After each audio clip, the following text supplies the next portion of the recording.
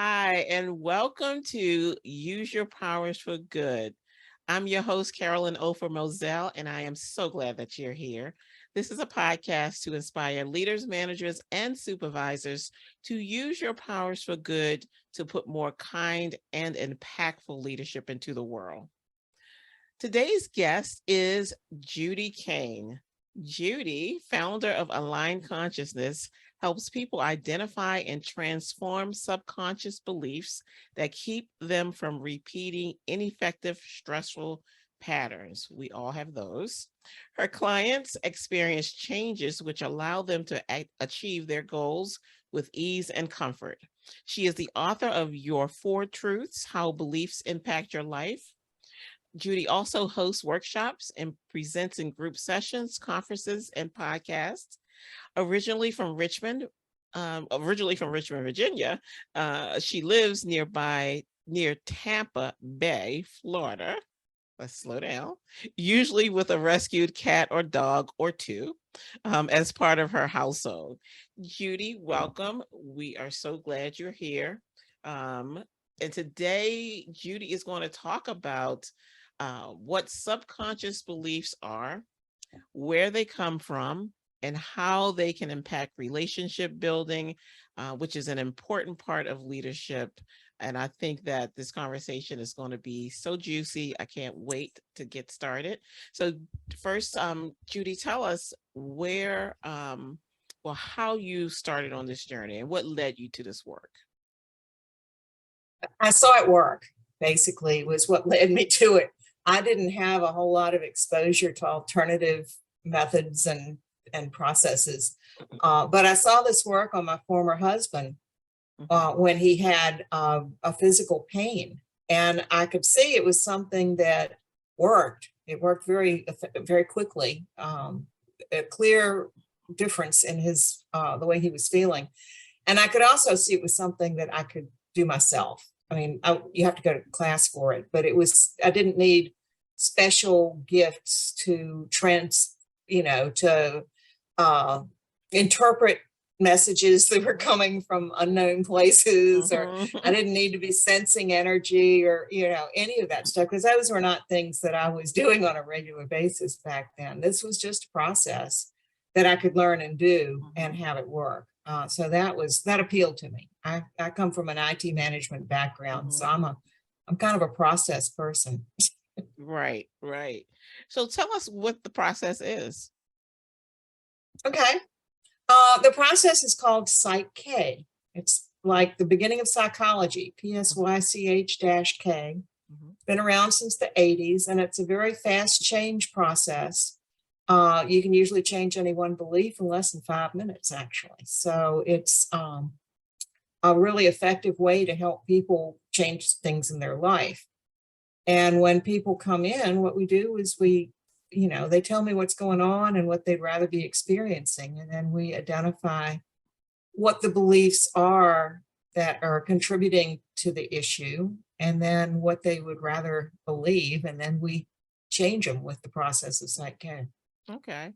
And so, I love as I am getting more and more seasoned, I'm very intrigued about like different alternatives that will outside of just what we are used to, doing to solve problems, just being more exploratory about just putting a little bit more diverse tools and expanding my toolbox with things that you never know what the situation is, so you have to use different things to try to get results, because people evolve, situations evolves, the way to address a situation has to evolve as well.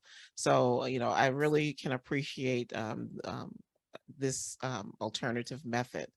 So tell us, like, what are subconscious beliefs? I know, I think we all kind of think we know what they are, but they're really impactful to like our daily living and decision making and what we accomplish. Absolutely. You can think of it as your default system, your default decision-making context. The subconscious beliefs that you have control about 95% of your behavior. Mhm. So if you're not thinking specifically about how to do whatever it is you're doing, your subconscious is probably doing it for you. Mm. And it colors how you perceive the world, right? Your beliefs form your perception, and then your perception really is your reality. That's what you're living in. Mhm. So it's really important. It can determine what you think is safe for you to do, what's a good thing to try and risk, your self-worth. It influences all those things that Mhm. make a difference in how you proceed with your life and how you perceive. Is it a happy one? Is it an unhappy one? Is it challenging? Is it easy? All that.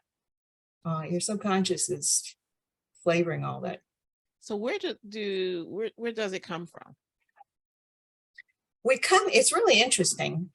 We drop into this world with pretty much of a blank slate.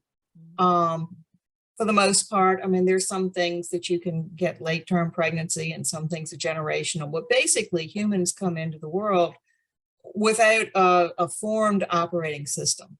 Mhm. And the reason for that, we speculate, is so that you can learn what's true for the group you land with. Mhm. And that gives you a higher success of surviving, thriving. Mhm. Mhm. If you came in with a different opinion on what was the right way to do stuff, you might get kicked out of the group. And that's never a safe thing for Right. people. So the first 7 years, you're just kind of a little sponge wandering around, soaking up all the beliefs of the people around you. Mhm. So immediate family, institutions that you are in a lot, but you can also pick up some just by random occurrences. Now, you can also get them later in life, but the first 7 years are when you're really accumulating all of the ones that are supposed to help you figure out what you're supposed to be doing. Well, we had this discussion before because I had when I learned that, I went back and I really began to understand how it impacted the way I dealt with conflict. And, being a leader, conflict is inevitable, no matter what Yeah, size team you have. right. And I never saw my parents fight or argue. So, which was a good thing, I think, overall. But Right. it left me with no conflict resolution skills. So, Yeah. and They my weren't mom modeled. always Yeah. told me, like, when you see a fight, run away, go the other way. So that's what I did. I went the other way. And so for a long time, I just really did not deal with conflict as it was arising in the office. But as I grew in leadership, I had to learn how to do that. And I did. But learning about this process and the where your subconscious is actually formed in those years, really helped me to connect why I responded in that way. But the good news is you can get by it, right? Absolutely. That is, you are not stuck with any of this. You can change whatever you choose. Mhm, mhm. Exactly. So I know, like with leadership, like I said in the beginning, relationships are really, really, really important. And and through my experience, I've found that you know everyone, because they are coming to the room with all of these different life experiences and subconscious experiences that were formed in those formative years.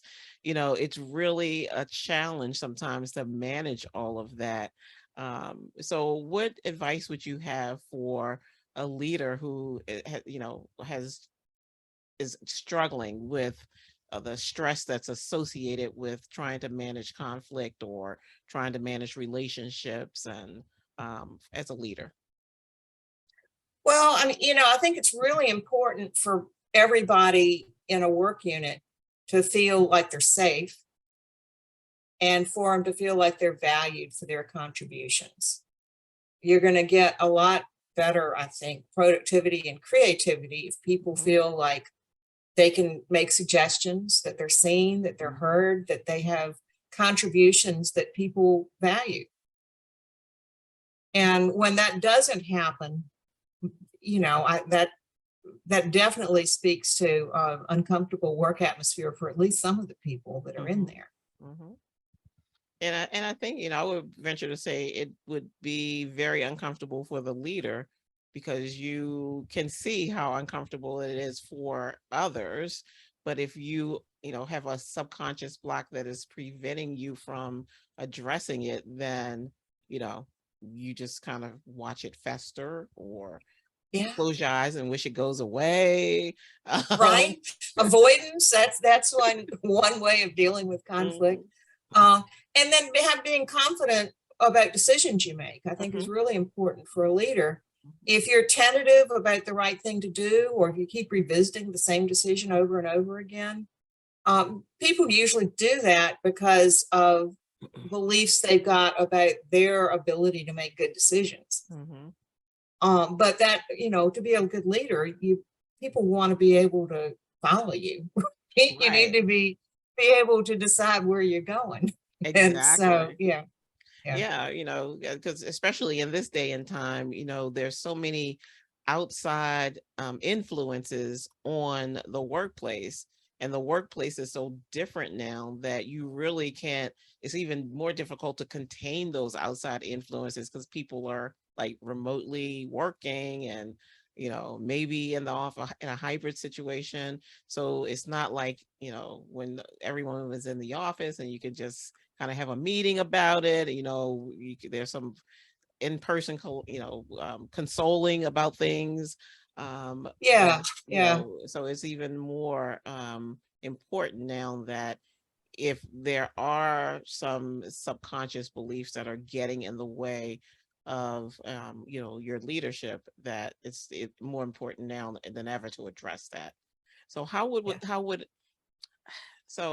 how would a leader decide that there's something blocking, that things aren't going well? So perhaps there's something subconsciously causing that.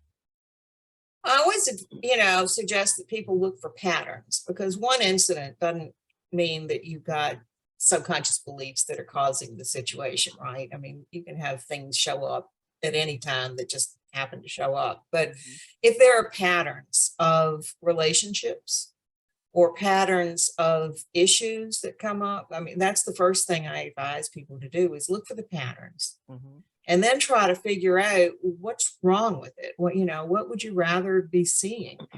Because a lot of times people don't know what they want.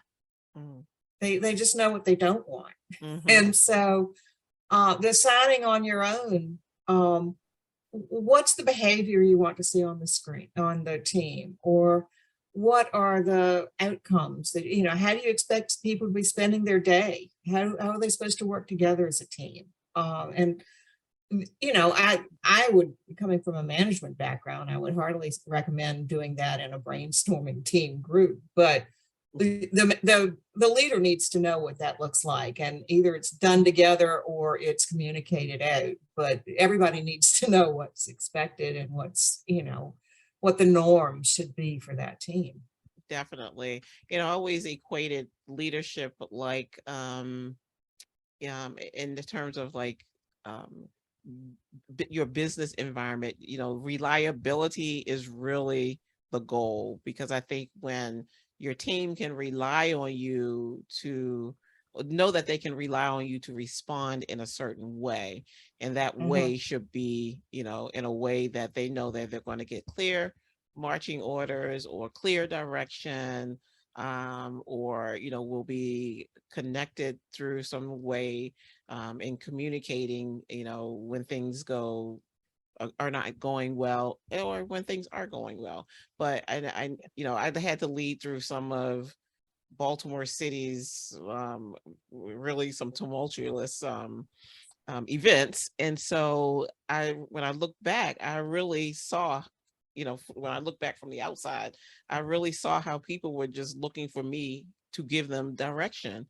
Everyone had their expertise, and I, had some really smart people around.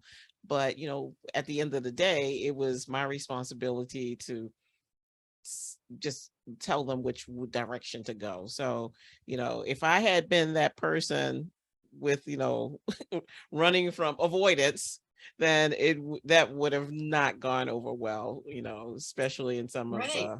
the situations that we've found ourselves in. So, I think it's That really trust important. building is, yeah, Yeah.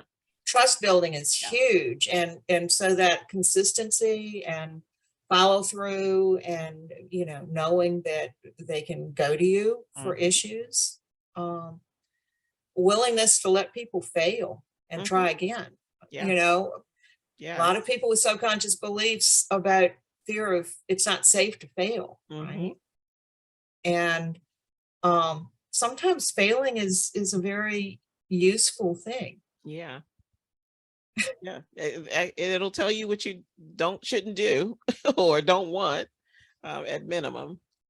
Yeah. But I Mhm. mean, just the trying aspect Mhm. of it, Yeah. of being able to not things that are critical that Mhm. well, let's see if, we'll take another whack at it. But Right. it's good to be able to allow some creativity on a Mhm. team and see what works and what doesn't work Yeah. and kind of learn from that. Yeah. I'm sure that's how, the iPhone was born, the iPad was born. Absolutely. And Yeah. all these Yeah. devices that we find ourselves upgrading to, every year. Right? Absolutely. All right. I want to turn the corner just a little bit. You are the author of a book called Your Four Truths. Um, Yes. there's another part to that that got cut off. How You tell beliefs us. impact your life. Oh my gosh. Okay. So I told you. Yeah. Okay.